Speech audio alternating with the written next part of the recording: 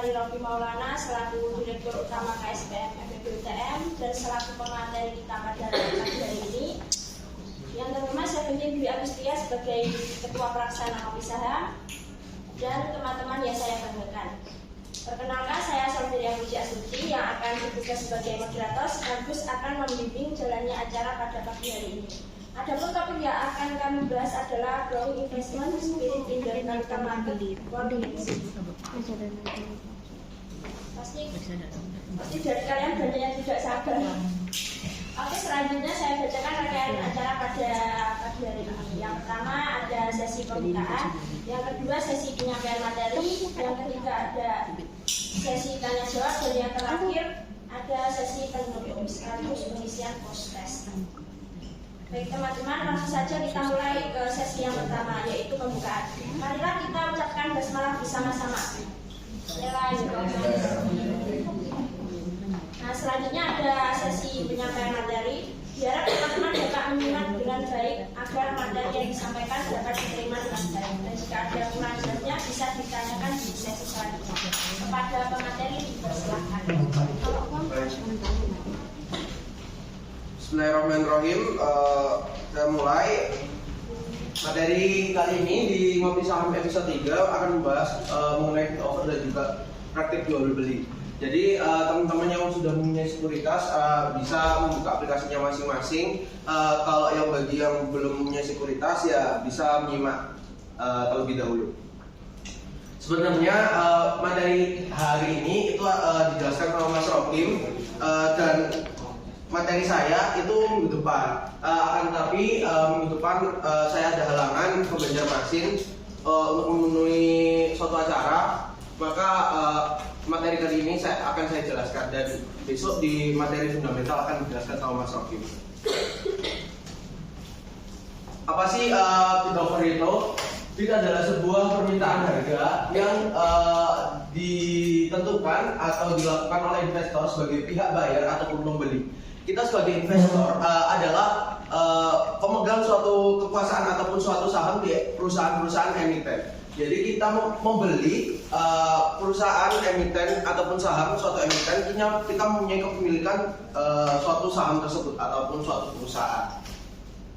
Sehingga teman-teman harus juga menentukan berapa harga ataupun bid price yang ingin teman-teman keluarkan. Sedangkan offer adalah sebuah penawaran harga saham yang ditentukan oleh investor sebagai pihak seller. Jadi di pasar saham tentunya yang kemarin saya jelaskan ada hukum permintaan dan juga penawaran.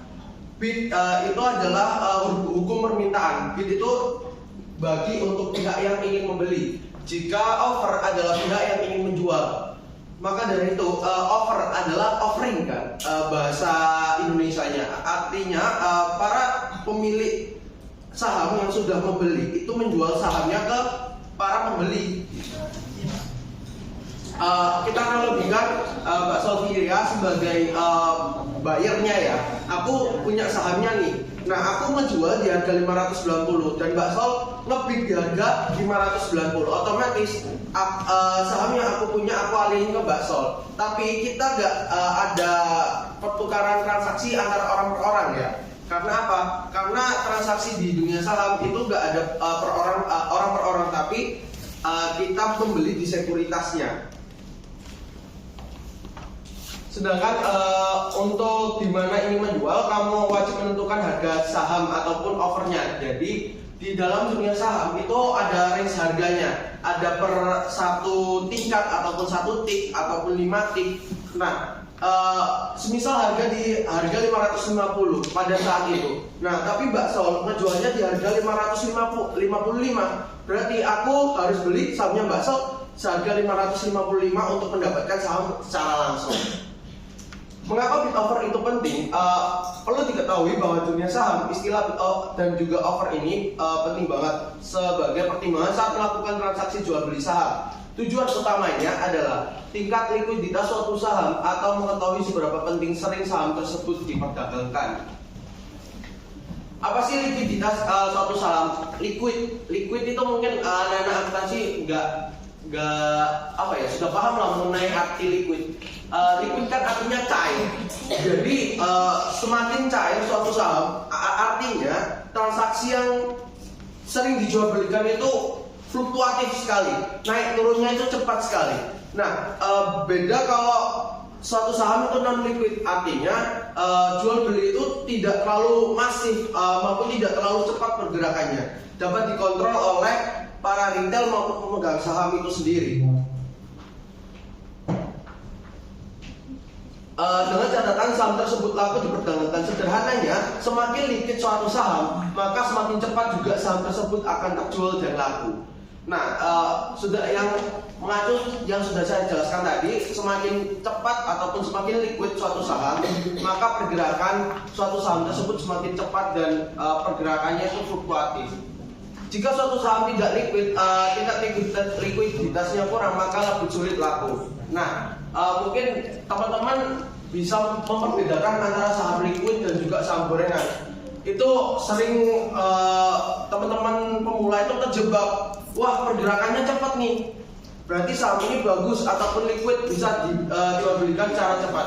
Akan tetapi teman-teman itu banyak terkena jebakannya apa? Sulit menentukan harga ataupun sulit menentukan posisi di mana harga kita jual dan di mana kita harga untuk beli. Jadi teman-teman harus memperhatikan berapa sih target price-nya kita ataupun target belinya itu di harga berapa, dan juga target jualnya di harga berapa, biar teman-teman itu sudah punya pattern sendiri dan juga planningnya sendiri dalam jual beli saham. Kaitannya dengan bid offer, salah satu faktor penting bagi trader maupun investor dalam menentukan saham incaran adalah likuiditas saham. Saham yang liquid artinya saham yang aktif diperdagangkan, ditandai dengan selalu adanya artian order pada fraksi-fraksi harga di harga permintaan bid price maupun penawaran ataupun offer price. Nah, kelihatannya mungkin kalau di motion trade itu ada namanya bid offer, bid volume, offer volume, bid quick sama offer quick. Kalau bid itu harga penawaran beli yang sudah dijelaskan tadi, offer itu harga penawaran jual, bid volume adalah tingkat volume. Nah, biasanya untuk menentukan suatu saham ataupun antrian itu kita lihat dari bid volume. Jadi, semisal harga saham itu 550. Nah, Mbak Sol dan juga yakini antri jual di harga 550. Tapi aku mau beli di harga 545. Jadi yang kejual itu bukan punyanya Mbak Sol maupun Yakin, tapi punyanya Rokim yang jual di harga 545. Jadi Mbak Sol sama Yakin ini masih antri buat apa? Antri jual buat menunggu harganya itu di harga 550, di mana mereka open posisi untuk jual. Dan bid juga begitu, misal harganya 550, tapi menurutku kemahalan nih, aku mau beli di harga 530. Ya udah, kita antri di harga 530. Kan di harga habis 550 ada 540, ada 530. Nah, kita antri di 530. Jadi nunggu 550-nya ini kebuang dulu. Terus naik 540-nya ini antri dulu. Kalau misal kebuang juga, artinya sahamnya turun kan. Kita antri di harga 530. Otomatis kita dapat di harga 530 asalkan kita sabar untuk antri belinya. Jadi kita bisa tentukan berapa sih volume yang antri di harga 540, berapa sih volume yang antri di harga 530. Jadi kita bisa tentuin. Kalau nggak mau antri ya udahlah, aku langsung beli di harga 550 biar dapat barangnya lebih cepat gitu.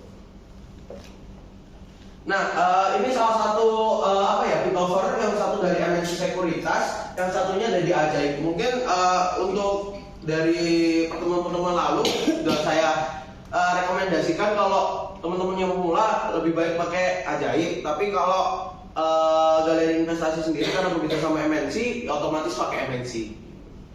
Tapi kembali ke preferensi masing-masing teman-teman. Kalau mau pakai MNC silakan, kalau mau pakai Ajaib ya silakan, nggak ada paksaan sama sekali.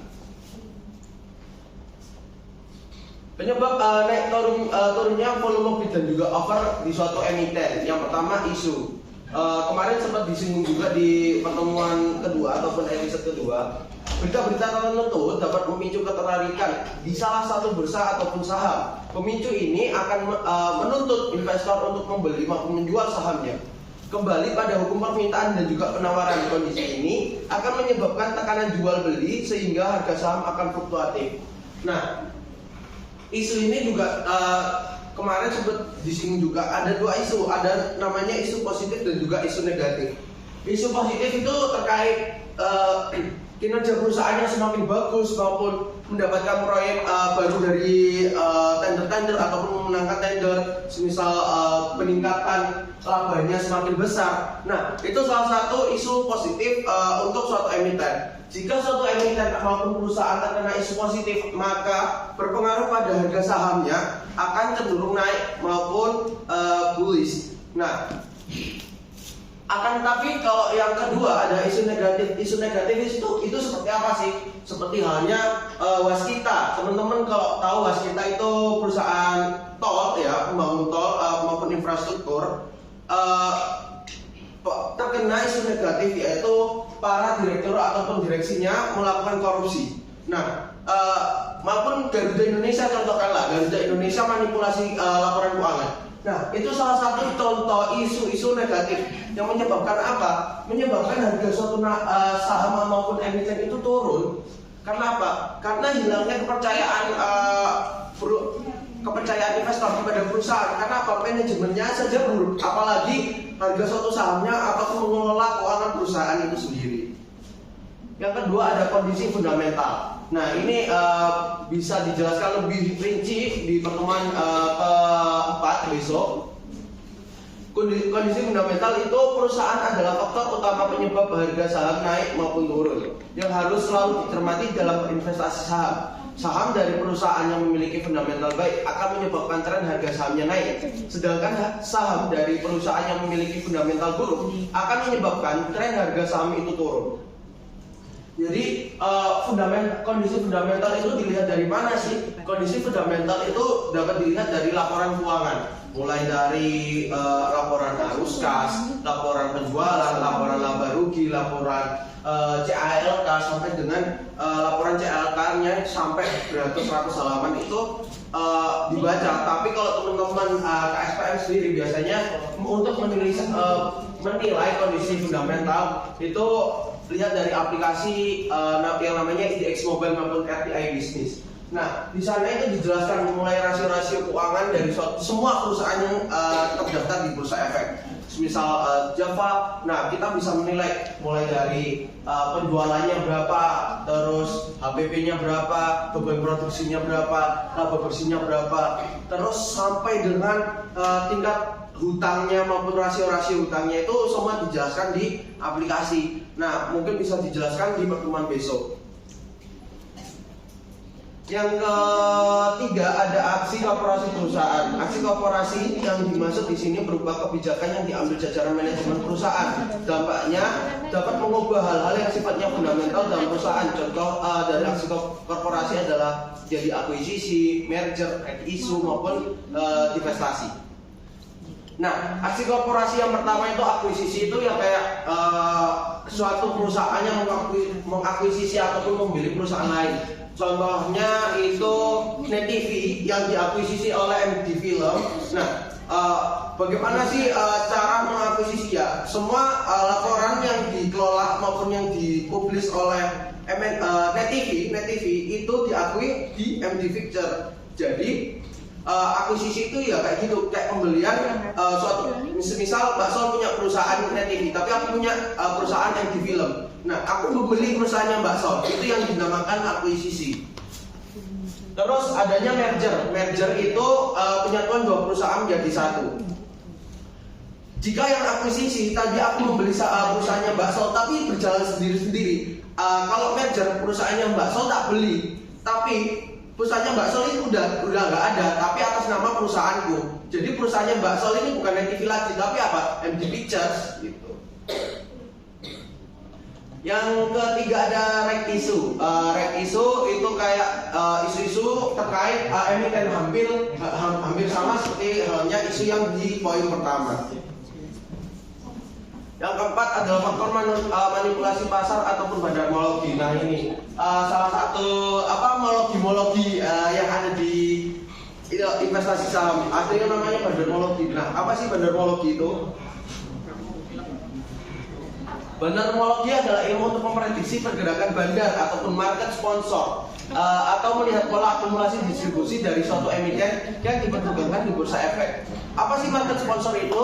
Market sponsor adalah institusi yang memiliki kemampuan untuk membentuk suatu pasar maupun harga. Siapa yang bisa menjadi market sponsor? Tentunya likuiditas provider ataupun penyedia likuiditas, yang kedua underwriter, yang ketiga emiten. Nah, kenapa sih yang ketiga ini dinamakan bandarmologi? Yang pertama likuiditas provider ataupun orang yang memiliki uang yang banyak. Benar yang dikatakan Gopher di pertemuan pertama, lu punya uang, lu punya kuasa. Artinya, selama kamu punya uang, kamu bisa mempermainkan harga saham itu sendiri. Gitu. Jadi kalau misal aku punya uang 1 juta, tapi Goto yang harganya 98 perak, artinya 9.800 itu udah bisa beli satu sahamnya Goto ataupun satu lot sahamnya Goto. Jadi aku bisa mempermainkan harga bid offernya itu untuk menilai apa? Untuk bisa memprovokasi retail ataupun orang yang punya dana yang berkecukupan ya. Jadi aku langsung bikin aja bid offernya itu seakan-akan saham ini tuh likuiditas nih, saham ini pergerakannya cepat. Jadi para teman-teman yang punya dana yang cukup minim itu ikut ke aku, tapi itu hanya kayak menyebarkan bid yang palsu ataupun fake bid namanya. Jadi saranku kalau teman-teman yang mau investasi ya, apalagi pemula, hindari saham ataupun emiten yang pergerakannya itu terlalu jumbo ataupun terlalu fluktuatif. Karena apa? Karena takut itu karena ada permainan dari market sponsor itu sendiri. Yang ketiga ada emiten. Emiten itu apa ya? Perusahaan itu sendiri. Kenapa? Mau tidak mau, perusahaan adalah pemegang kekuasaan tertinggi ataupun hak mayoritas. Kita sebagai pemegang saham itu hanya memiliki hak minoritas. Karena apa? Rata-rata apalagi BUMN kan ya. Suatu saham yang di BUMN, contohkanlah BBRI, BBNI, terus SMGS, Mengger C, itu adalah suatu perusahaan yang dimiliki oleh pemerintah dan pemilik saham dari perusahaan-perusahaan yang sudah saya sebutkan dimiliki oleh pemerintah sebanyak 50+1. Artinya 51% itu dimiliki oleh pemerintah. Artinya pemegang hak mayoritas itu dipegang oleh pemerintah atau perusahaannya sendiri. Karena apa? Karena kita sebagai masyarakat juga kalah jika kita mempunyai 49%. Karena apa? Kita mempunyai hak yang lebih kecil maupun suara yang lebih kecil daripada perusahaan itu sendiri yang memiliki hak mayoritas. Karena apa? Karena mempunyai saham yang lebih besar daripada kita. Apa yang dilakukan market sponsor? Yang pertama, menciptakan supply and demand yang sudah saya jelaskan tadi. Market sponsor ataupun supply and demand dari saham di market sehingga dapat membentuk harga baik saat harga naik maupun turun. Nah, market sponsor ya tujuannya gitu. Untuk apa? Mengecoh teman-teman ataupun retailer ataupun investor yang mempunyai dana yang cukup maupun kecil, cenderung kecil, itu mengecoh bid dan juga offernya. Artinya mengecoh permintaan dan juga penjualan dan juga permintaan suatu emiten. Biar apa? Biar teman-teman itu ngikut ke bandar dan bandar itu menjual sahamnya. Akibatnya apa? Akibatnya teman-teman juga rugi. Yang kedua adalah buat pola untuk partisipasi publik. Menciptakan pola-pola secara teknikal sebagai tanda bahwa market menarik untuk diikuti oleh retailers, misalnya dengan breakout ataupun rejection. Nah ini lebih ke materi teknikal ya di pertemuan 5 dan juga 6. Nanti bakal diajari mengenai breakout maupun rejection atas maupun rejection bawah. Yang sudah dijelaskan kemarin. Rejection itu apa sih? Rejection itu pergerakan harga bisa naik, bisa turun. Kalau breakout itu suatu harga punya batasannya dan suatu perusahaan itu atau harga saham itu menembus batasan yang sudah ditentukan, itu yang namakan breakout. Nah, breakout sendiri bisa di breakout atas maupun breakout bawah, yang dinamai support and resistance. Nah, nanti dijelaskan pada saat pertemuan 5 dan juga 6. Yang ketiga ada ciptakan katalis ataupun biasanya memberikan informasi terkait emiten sehingga bisa menimbulkan interest publik untuk tahu lebih detail tentang pergerakan sahamnya, misalnya good news. Nah, para katalis maupun analis itu biasanya menciptakan isu-isu maupun sinyal ya, kayak aku punya sinyal nih, kita beli di saham MTEK katakanlah. Karena apa? Aku punya saham MTEK. MTEK itu yang punya SCTV. Jadi aku punya saham MTEK, tapi aku minus. Nah, aku ngegoreng MTEK ini biar apa? Biar harganya sahamnya itu naik. Pas sahamnya naik, aku jual di harga segitu.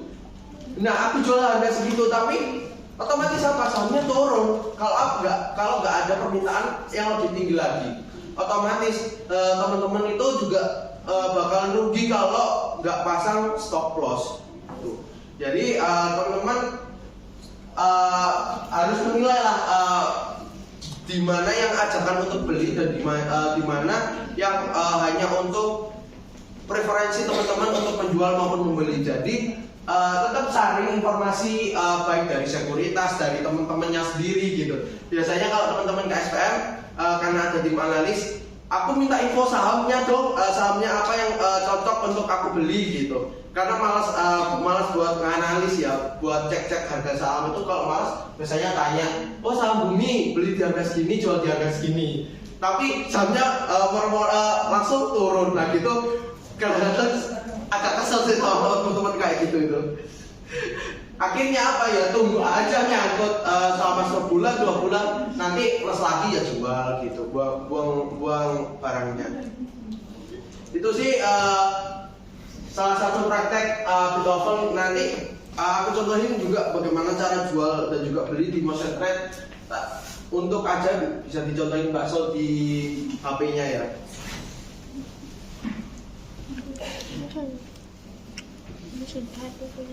Tampilannya kurang begitu jelas ya. Nah, untuk mengetahui suatu bid offer satu perusahaan, itu kalian berada di sini. Yang di sini itu ada namanya stock price ataupun harga saham. Nah, letak bid offer itu di mana sih? Ya di sini nih bid offer. Ada bid volume, ada bid, ada offer dan offer value. Nah, bid dan juga offer itu adalah rentangan harga. Contohkanlah perusahaan apa ya? MTEK, EMTK, kode emitennya. Nah, harganya 585. Otomatis 585 ini akan di posisi bid dan mengikuti di bawahnya. Misal 585, bawahnya 580. 575. Kalau di arah bid semakin turun ini semakin murah. Nah, kalau di bagian offer ini kan 585, ini berarti 595, semakin mahal 595, 600, terus 605, 610. Jadi bisa diperhatikan kalau offer semakin ke bawah itu semakin tinggi harganya. Kalau bid itu semakin ke bawah semakin murah harganya. Jadi teman-teman bisa tahu offer value-nya ini berapa sih, lembar yang antri itu berapa lembar sih, yang jual di harga 590 itu berapa lembar. Nah, kita bisa lihat bid volume maupun offer value. Jadi kita bisa memperkirakan kita antri itu berapa lot. Misalnya kalau offer value-nya itu 1 juta, berarti ada yang antri barangnya untuk menjual barangnya itu sebagai 1 juta lot di harga 590. Tuh. Dan begitu juga dengan dibaliknya. Nah, ini udah mulai ya marketnya ya.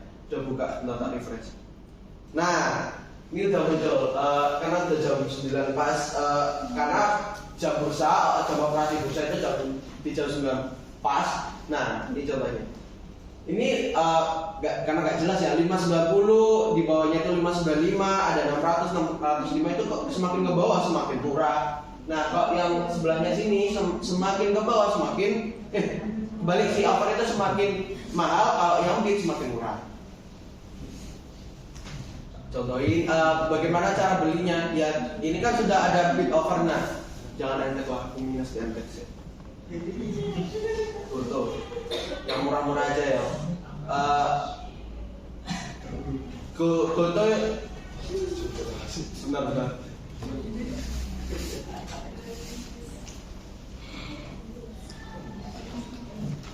Nah, ini Esa ya. Aku contohin belinya. Nah, yang antri ini banyak kan, banyak di harga 725 sampai dengan 730. Nah, ini menandakan apa? Orang yang banyak mengantri jual di harga 730 sampai dengan 735. Jadi kita antri dulu. Nah, contoh beli ya di harga 700. Ini kalau kita klik ini ya, ada namanya buy sama sell. Nah, kalau buy kita kan belum punya barangnya dan otomatis kita beli. Kalau sell kita jual harganya di harga 700. Kita coba buy. Nah, otomatis ada di bagian buy. Kita masukin ini bagian harganya di sini. Ini harga 700 karena masih rame ya. Kita coba naikin satu jadi 705 biar dapat barangnya. Nah, langsung kuat titik, nyoba aja satu. Nah, langsung ada di cover buy. Nah, ini kan pas waktu kita ngebid 700 kan ada di sini tadi. Nah, kan tapi 700 di harga value offer, artinya ada orang jual di harga 700. Langsung aja jadi aku antri di harga 705 karena terlalu besar, ya aku turunin karena apa? Ada orang jual di harga 700. Langsung over buy, confirm. Nah, untuk konfirmasi kita di bagian portofolio. Sudah enggak? Nah, sudah ada Esa di harga 700 dan aku beli di harga 700 sebanyak 1 lot. Nah, artinya kalau sudah gini itu terkonfirmasi kalian sudah punya sahamnya ataupun match. Nah, kalau mau jual itu gimana sih? Ya tinggal jual aja di bagian stock price yang sama. Terus dijual yang di harga yang sama ya, sell langsung. Kita punya barang berapa ya? Kita cuma punya barang satu, kita jual. Confirm sell. Stock order sukses. Kita cek lagi. Match suatu saham atau perlu antri dulu nih untuk jual di harga 700. Ternyata kita antri dulu. Karena apa? Karena terlalu banyak antri nih yang jual di harga 700, ada 2.700 lot yang mau ngejual, sedangkan aku cuma ngejual cuma 1 lot. Nah ini dan semakin banyak orang yang membeli di harga 700, semakin cepat juga terjual di harga 700 juga barangku. Nah ini sepertinya udah ada yang beli barang yang satu. Tinggal refresh aja. Nah, teman-teman ada kayak saya tadi dijual. Jadi kalau di MNC atau konsentrat emang agak apa ya, kurang user friendly lah mengenai tampilannya. Tapi kalau saranku aja lebih oke dan juga lebih gampang lah untuk bagaimana cara beli dan jualnya. Itu sih. Mungkin kalau yang ajaib bisa dicontohin sama Mbak Sam. Mau apa ya kamu enak mau?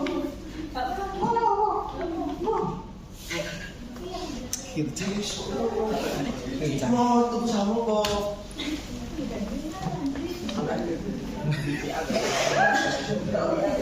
Ayo. Ada demo. Satu lot BBCA ya, Cing. Ada nih kira wakil lek aja nyek rokem lho ya. Iya, nah, seperti itu.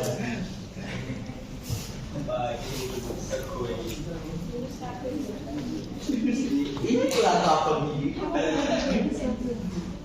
Minus 16 saya keprek loro. Keprek rombong masih minus 1 sedih kok. Sedih loh ya. Sedikit. Ayo. Aku sama kok jelas no. Ini. Kudu aku. Ya, aku sama kok. Enggak.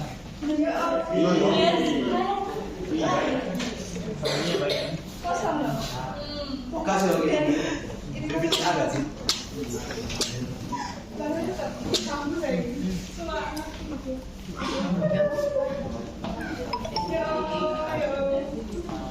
Lepono nang ketemu ae. Piye, Lur? Gawe web. Kasih. Gawe web. Ya, oke. Ngerti. Oh ini Bu. Sangu setahun lebok ning apa? 2 tahun.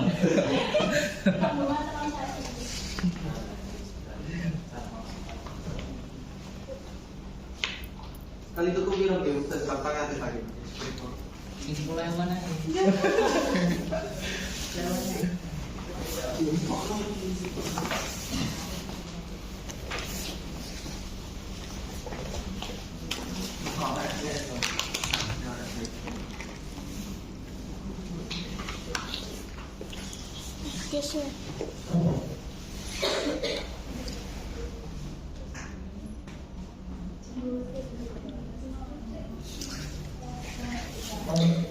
Di saham juga ada namanya SDN ya, ataupun rekening dana nasabah. Itu kayak semacam rekening gitu buat jual beli saham. Biasanya kalau sekuritas itu lebih nyaranin RDN-nya ke BCA. Karena apa? Lebih mudah aja. Misal kalau kalian punya rekening BCA terus kalian masukin di sekuritas, otomatis kan yang bikin RDN itu sekuritas kan. Yang bikin RDN rekening dana nasabah itu sekuritas. Jadi saranku sih lebih enak ke BCA. Biar apa? RDN-nya BCA dan juga kartu ATM kalian BCA. Biar apa? Biar nggak ada apa ya namanya, fee-nya ya, ataupun biaya transfernya itu yang agak mahal, 5.000 sekali transfer kan. Kalau beda ya, 7,5. Kalau beda itu 7,5. Kalau BCA kan enak, tinggal transfer ke BCA-nya kalian, RDN-nya BCA gitu. Dan salah satu money management juga sih kalau RDN. Soalnya kan RDN kalau ditarik ke rekening biasa itu butuh proses 1 sampai dengan 2 hari. Jadi kalau misalnya aku cair nih, cair terus langsung pindah ke RDN biar apa ya, biar gak tak buat jajan.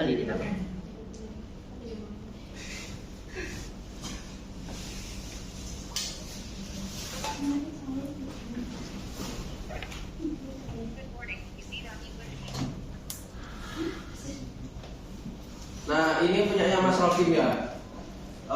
Portofolionya 0 tapi RD-nya 1.400.000. Beli apa Mas? Goto.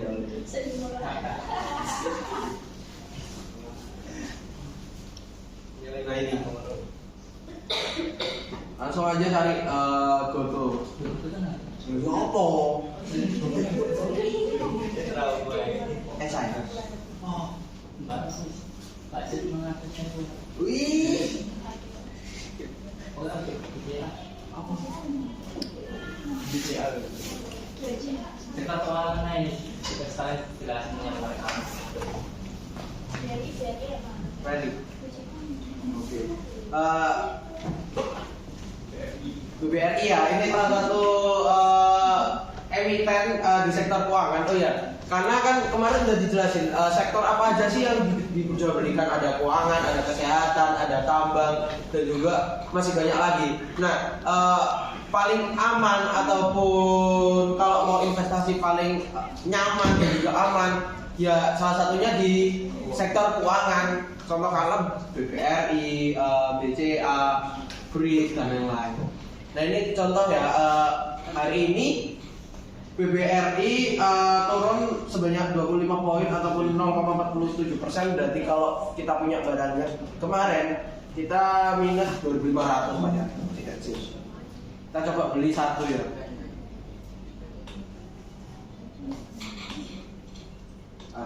ditaruh 530 harga lase. Lotnya 1 yo. Nah, ini kan udah ada harganya, kita taruh, kita input harganya 550 sebanyak 1 lot. Totalnya 535.000. Kita langsung beli aja. Nah, berhasil mengirim order beli. Ini udah ada di order book.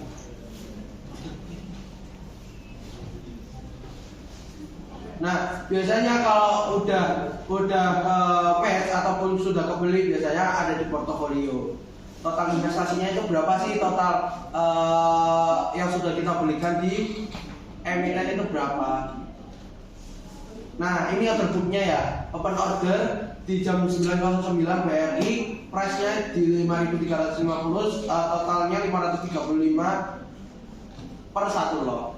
Kalau misal diubah bisa enggak sih? Bisa. Di sini ada bagian ubah. Kita bisa ubah harganya, bisa dinaikkan, bisa diturunkan, ataupun ubah lotnya gitu. Bisa ditambahin lot maupun dikurangi lotnya.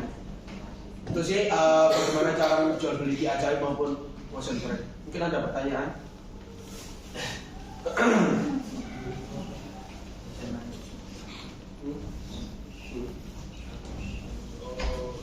Terima kasih atas materi yang telah disampaikan. Sekarang ya materi dikuasai. Nah, untuk masuk ke acara selanjutnya yaitu sesi tanya jawab. Silakan teman-teman yang ingin bertanya untuk mengajukan tangan dan menyampaikan pertanyaan. Silakan.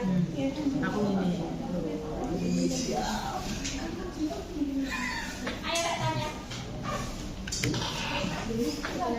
Ayo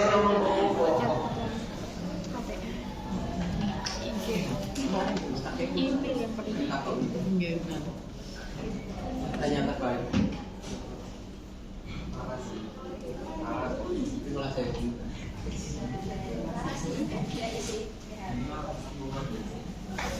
Ayo, pertanyaan terbaik.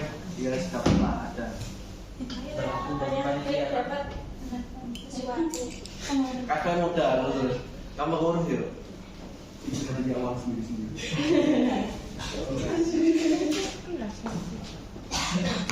Berapa ya? Coba jadi kelas. Atau pengurus mau tanya? Stop, atau stop. Ayo, gimana? Kamu lanjut misi podcast ya boleh. Kalau ada pertanyaan. Oh iya boleh. Jadi nama saya Rompan Usman Nugroho, izin bertanya. Jadi kan ada terkait likuiditas perusahaan, kalau semakin liquid kan semakin cepat terjual. Nah itu kira-kira faktor apa saja yang mempengaruhi tingkat likuiditas perusahaan? Terima kasih. Sama-sama. Likuiditas itu tadi sempat dijelaskan juga. Apa sih faktor yang menyebabkan suatu perusahaan ataupun suatu harga saham itu liquid atau fluktuatif? Yang pertama karena adanya market sponsor ataupun investor yang dengan mempunyai modal yang cukup besar sehingga dapat mempermainkan bid maupun offer ataupun supply and demand suatu harga saham itu sendiri. Jadi benar apa yang dikatakan bandarmologi itu. Jadi semakin kalian punya dana besar ataupun jumbo, kalian bisa mempermainkan harga itu seakan-akan saham itu fluktuatif. Akan tetapi kita hanya open posisi di pada saat kita itu jual dan menaikkan harga tersebut sehingga retail ataupun teman-teman yang mempunyai dana yang berkecukupan itu masuk dan membuat itu harga saham itu semakin naik lagi. Dan harga saham itu naik, bandar itu langsung taking profit. Kan prinsipnya bandar, aku punya barang banyak, tapi sekalinya naik, otomatis profitku banyak. Beda kayak kita retail ataupun kita punya modal cukup kecil, kita naik cuma 1 tik, artinya ya paling 10.000 sekali itu. Tapi kalau bandar mereka punya barang banyak, jutaan lot gitu, sekali naik ya bisa 100.000 katakanlah perbandingannya. Kalau bandar punya 100 lot, kita punya 1 lot. Tapi nggak mungkin bandar punya 100 lot. Biasanya kalau sambo itu yang murah di bawah 100 rupiah itu mungkin jutaan kalau nge-bidnya maupun nge-offernya. Itu sih, karena benar apa yang dikatakan bandar, kita biasanya juga bisa ngikut bandar asalkan barang kita nggak terlalu banyak. Ketika bandar beli, kita juga beli di harga yang sama. Tapi minusnya ya kita untung dikit, bandar tetap untung banyak. Karena apa? Karena mereka punya barang banyak. Ada lagi? Gimana menjawab? Itu berarti kan pengaruhnya dari market sponsor atau bandar itu.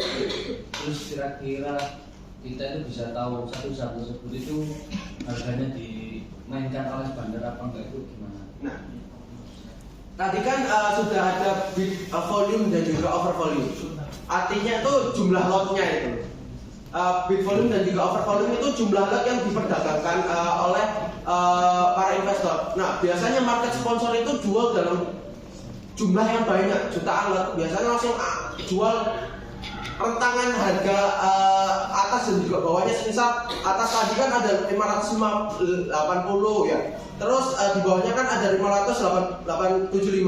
Nah, para bandar itu langsung ke atas itu dengan jumlah lot yang banyak, langsung 100.000 lot, 1 juta lot. Biasanya pergerakannya itu segitu banyaknya.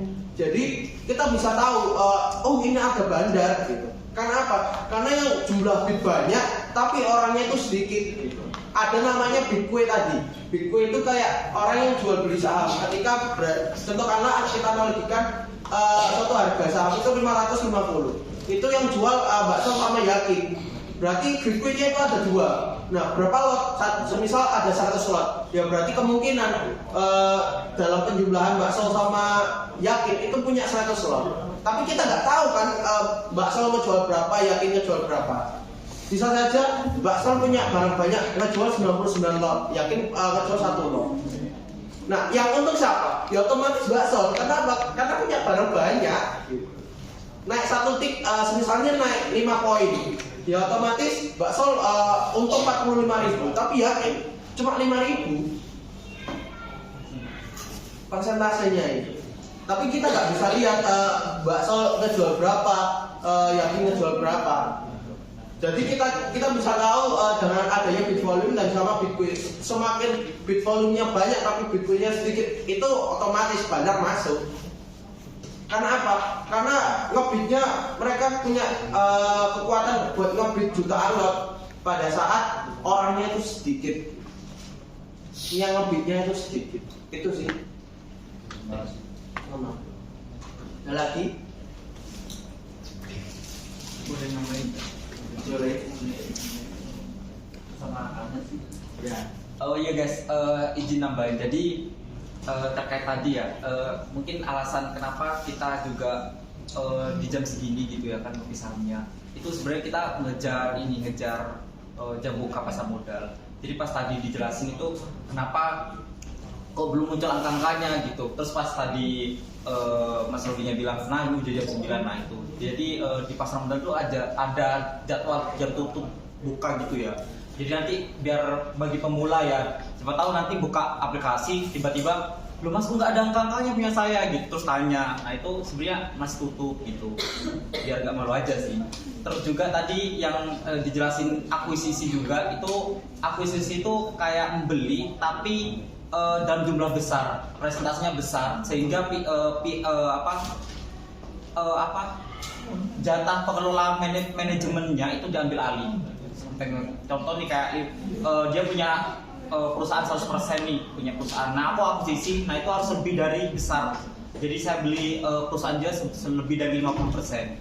Itu akuisisi. Terus aku nanya, sebenarnya perwakilan pemula ya, ketika nanti kita beli itu ya kan masih harga nih. Sama dia harga 600, ternyata nggak muncul nih yang nawar harga 600. Nah itu gimana? Terus kita apa? Sedangkan aku pengen target harga 600 gitu. Oke, berarti kamu ini posisi hari di harga 600, otomatis dibid kan? Nah, bid ini harganya semisal, berarti kalau kamu nggak dapat barangnya, otomatis harganya di atas 600 mas ya. Berarti bisa 605, 610, 615. Nah, kan udah aku jelasin, kalau bid semakin ke bawah semakin murah ataupun semakin turun harganya. Nah, kalau kamu mau barangnya lebih cepat, dapatnya lebih cepat, otomatis kamu bisa pasang bid paling atas ataupun offer paling atas. Kalau kamu pasang harga offer paling atas, otomatis kamu langsung dapat barangnya. Karena apa? Karena udah ada orang yang jual dan kamu beli barangnya secara langsung. Berarti Yang dinamakan hajar kanan ataupun HK itu adalah kita beli pada saat posisi kanan ataupun di posisi offer. Gitu. Tapi kalau kita beli di posisi kiri ataupun posisi bid, otomatis kita masih antri. berarti ketika tidak ada ngantri posisi bid, terus tidak ada harga yang pas, berarti bisa jadi nggak terjadi transaksi. Bisa terjadi Kalau kita ngubah harganya. Jadi ya kalau semisal harganya 600, harga sebenarnya 615, ya kita nggak akan dapat barangnya gitu. Karena apa? Kita antri di harga 600, sedangkan harganya sekarang 615. Ya kalau turun harganya menjadi 600, kamu kemungkinan masih dapat. Tapi kalau naik, kamu ya nggak akan dapat barangnya. Yang dimaksud barang ini sahamnya ya. saham.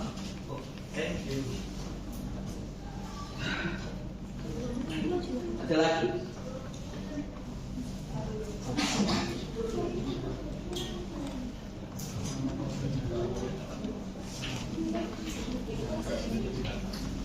Kalau nggak ada lagi mungkin Nah,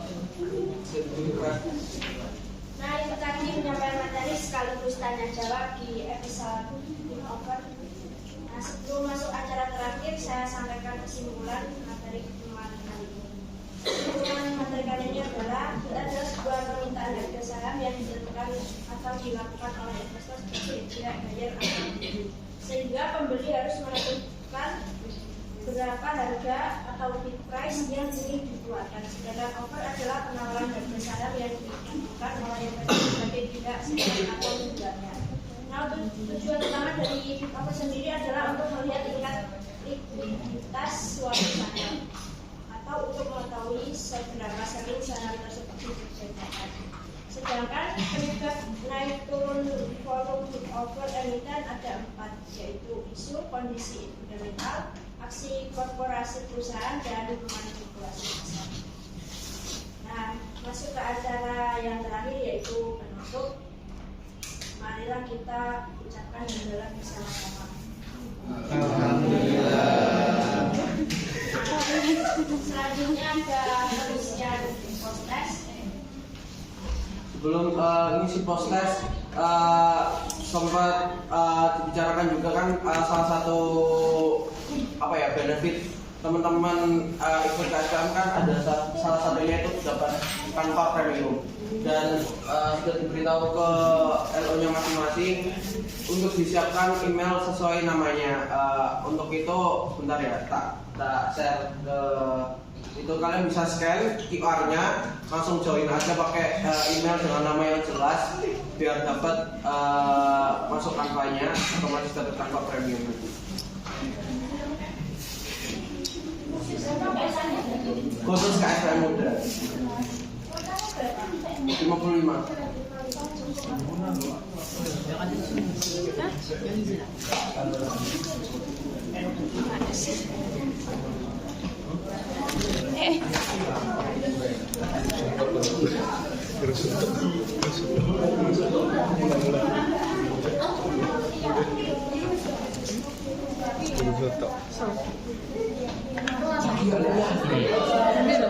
Ini udah ya.